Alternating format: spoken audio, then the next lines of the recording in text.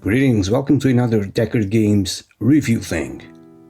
It was in 1997 when the original PlayStation had only 2 years of life, when 3D was a new thing on the block, because everybody on the video game industry had to go 3D, that Squaresoft released its brand new RPG, Final Fantasy VII. It was the successor to previous entries on the franchise, the first to release outside of a Nintendo console, and the first to be, as one would expect, in 3D. Final Fantasy VII was received with general critical success and remains, until this day, a landmark of video game history and one of the best video games of all time.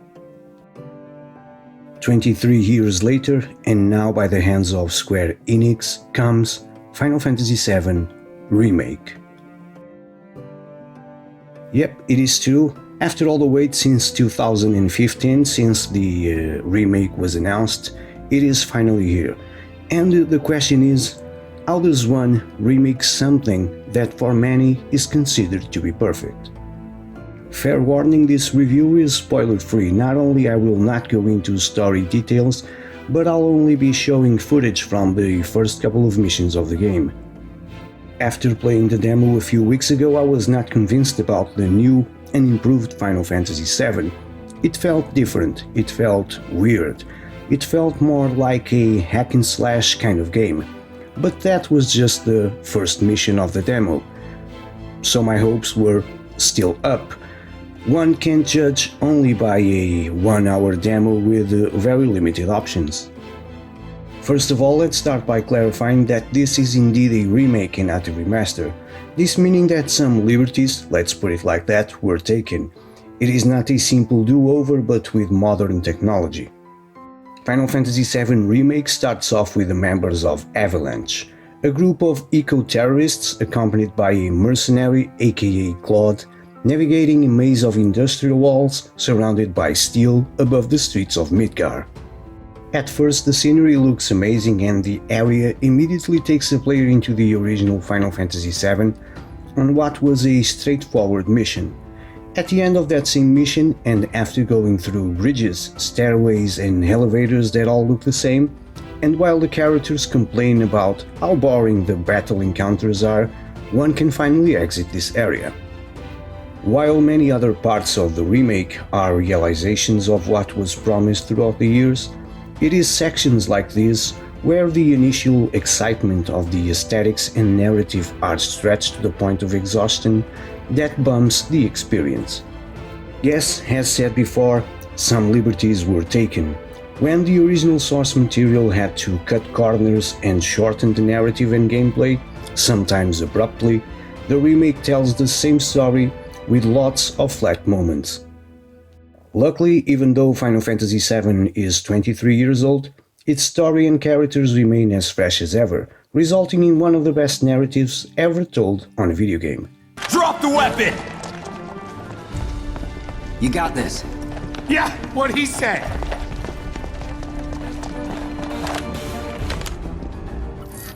The remake follows the same story as the original, that being the story of Avalanche and their fight against Shinra, which rules with an authoritarian grip over Midgar's residents while supplying energy harvested in reactors that are killing the planet. Claude, a mercenary and former soldier, joins Avalanche at the very beginning as a man for hire that ends up staying. As the story unfolds, so does the background of Claude's life, his relationship with Shinra, and his arch-rival Sephiroth. Interesting to see how Final Fantasy VII touches subjects like environmental decay, corporate power, struggle between classes and terrorism, among others, that, and despite being 23 years old, it stays so relevant nowadays. Although the main story is the same, this doesn't mean there are no changes. The plot does go deeper when compared with the original. The producers know that a remake is a retelling of the same story, but one can do it in a different fashion.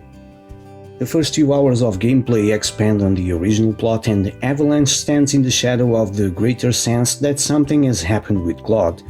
Characters that were just a footnote in the original are deeper in this remake, with full voice acting helping to that manner. For example, the first hour of gameplay clearly shows the crush that Jesse has over Claude. Secondary characters have way more soul on this remake. Come on, nobody do something this crazy just for money. They may not think you're a true believer, but you know what I think? Not interested. What?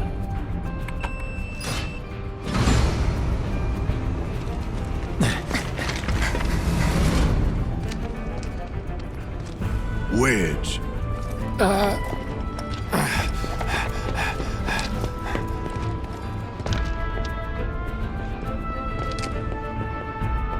You better be worth the money, Merc. Every last gear. The combat system has also changed. The original Final Fantasy VII combat system was like a game of chess, with each opponent rising the difficulty. One had to think ahead 2, 3 or more moves for a successful battle. And what about boss fights? It was like playing against Kasparov. One had to bring its A game to the table.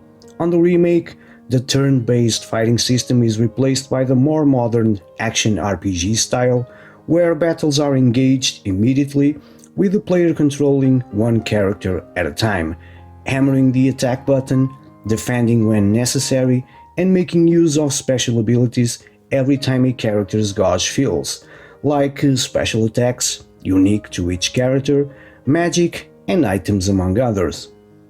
There is also the Limit Break Gauge, a well-known ability in Final Fantasy games that delivers an even more powerful attack and the option to summon creatures to aid in combat. When in battle, enemies can get staggered, leaving them vulnerable to attacks taking extra damage. Needless to say that materia system is also present, with different combinations to be used.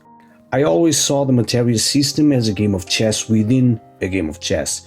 The different combinations that the player has available is just staggering, and the pursuit for the best combination of weapon, armor and materia was a whole lot of fun. Just doing my job, nothing more. Yeah. Fact is, I'm lucky you were there. Being an action RPG makes it completely different for those who have the original experience on their blood. Gone is the turn-based gameplay, and now it's all about that button matching that sometimes feels more like a hack and slash. This doesn't mean it's bad, it means it's different.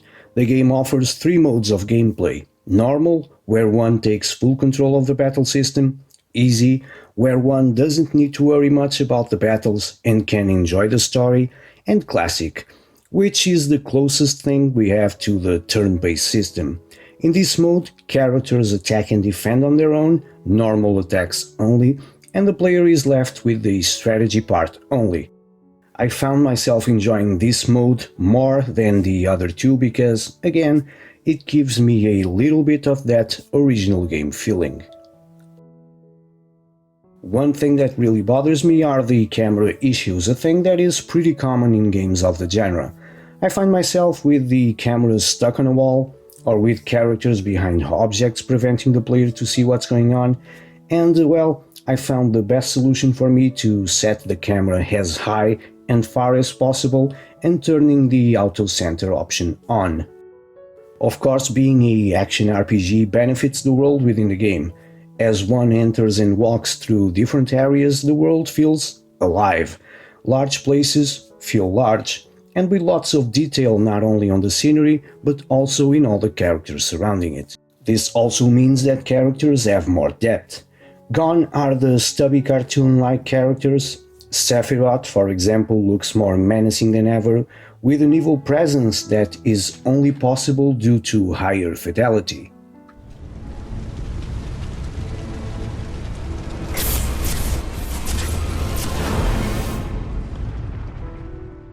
The original game was pretty much stuck with text and cutscenes. The remake transmits emotions way more easily due to voice acting and advanced graphics. Midgar looks just amazing. Entering the slums for the first time immediately comes to mind the pre-rendered background from the original game, but now in full 3D. Shadows, light, smoke, walls brick by brick, dusty looking paths, junkyards. It is both sad and beautiful. And once again, Final Fantasy VII shows us the contrast of the slums, where people live and work, and the tall buildings full of neons.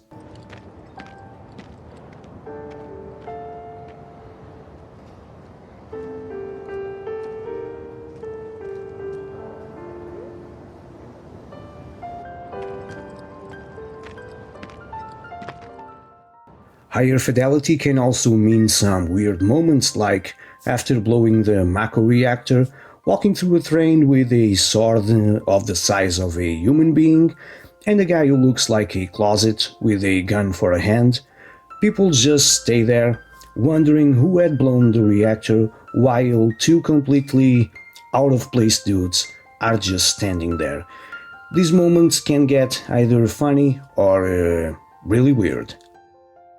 Artistic direction and execution of a remake can go either way.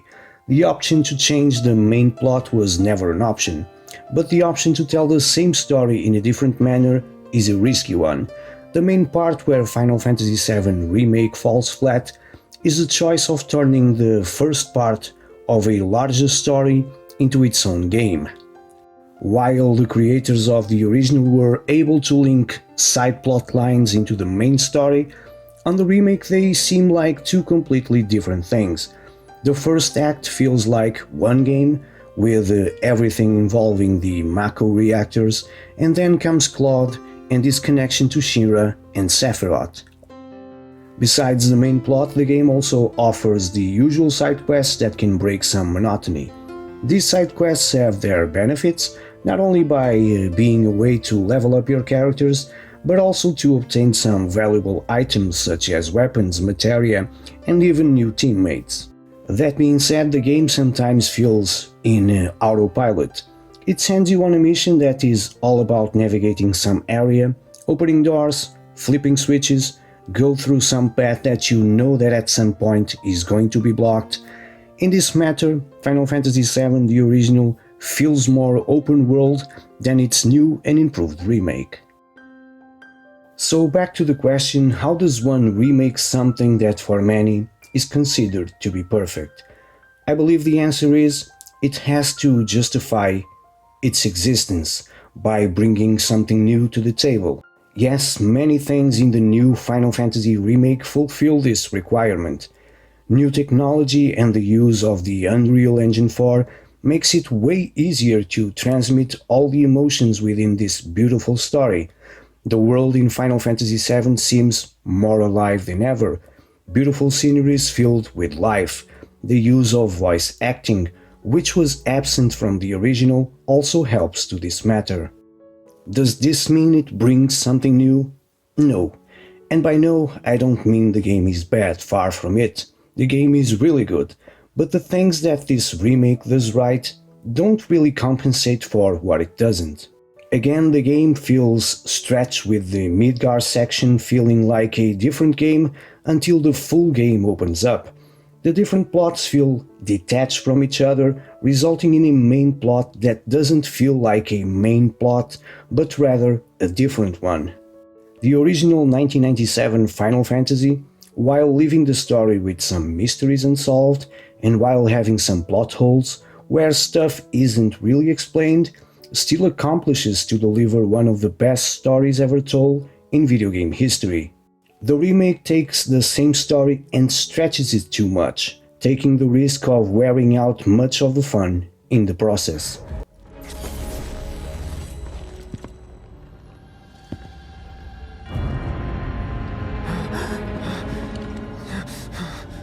You are too weak to save anyone. So do I recommend Final Fantasy VII Remake? Of course I do. If you've never played Final Fantasy VII before, you're in to a treat. You're going to experience what is probably the best action RPG you have ever played.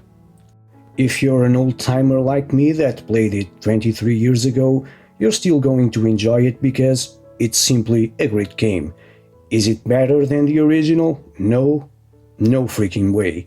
The original is a perfect game of chess within a beautiful story turned into an RPG video game. In fact, the story in Final Fantasy VII is so good that it's still up to date. The concerns that it showed 23 years ago are still in today's agenda. Do yourself a favor and play Final Fantasy VII, either the original version or its remake. You're the best. I'll see you bright and early at the bar then. Thanks again for everything. Sleep tight. So if you enjoyed this video, please consider subscribing to the channel and leaving it a thumbs up. I have many more videos here on the channel, not only reviews, but how to build your own PCs, gameplays and whatnot. You can follow me on the various social media networks that exist for some social media nonsense, so check out those other videos here on the channel, and as always, thank you very much for watching. Until my next video, take care. Painfully. Can you bear to see the planet suffer?